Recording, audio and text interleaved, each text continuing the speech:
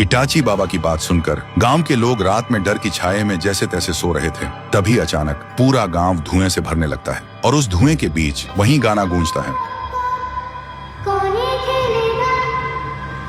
और धुएं के अंदर से बाहर आती है गुड़िया। बाहर निकलते ही गुड़िया जोर जोर से हंसने लगती है। उसकी हंसी की गूंज सुनते ही पूरा गांव जाग जाता है और सब लोग डर के मारे चीखते हुए इधर उधर भागने लगते हैं। तभी इटाची बाबा गुड़िया के सामने आता है और चीख कर बोलता है, चली जा यहाँ से, नहीं तो ये तेरा आखिरी रात होगा। गुड़िया हंसती है और कहती है, दम है तो रोक के दिखा, और बड़ी होने लगती है।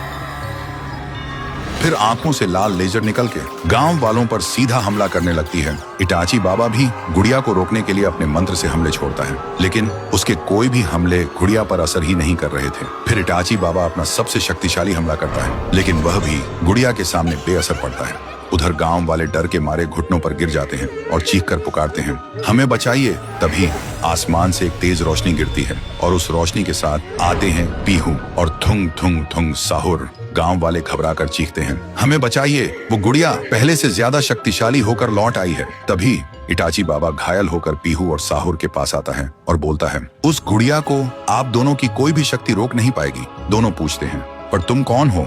इटाची बाबा कहता है, अभी यह सब का टाइम नहीं है। पीहू चौंक कर पूछती है, तो फिर हम क्या करें?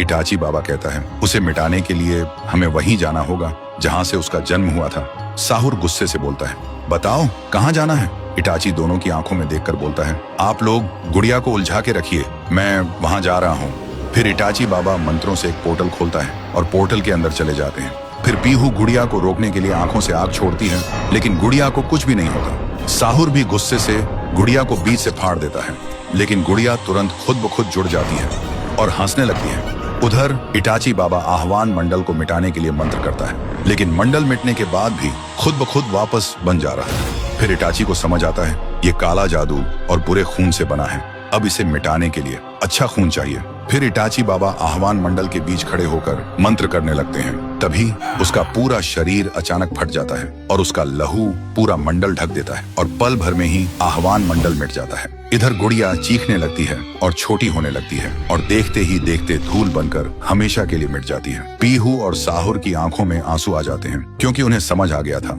इटाची बाबा ने गांव को बचाने के लिए खुद को कुर्बान कर दिया। फिर साहुर गांव वालों से बोलता है, इटाची बाबा को कभी मत भूलना, उन्होंने अपनी जान तुम सबके लिए दे दी। फिर पीहू और साहुर भी सबको अलविदा कहकर गांव से चले जाते हैं।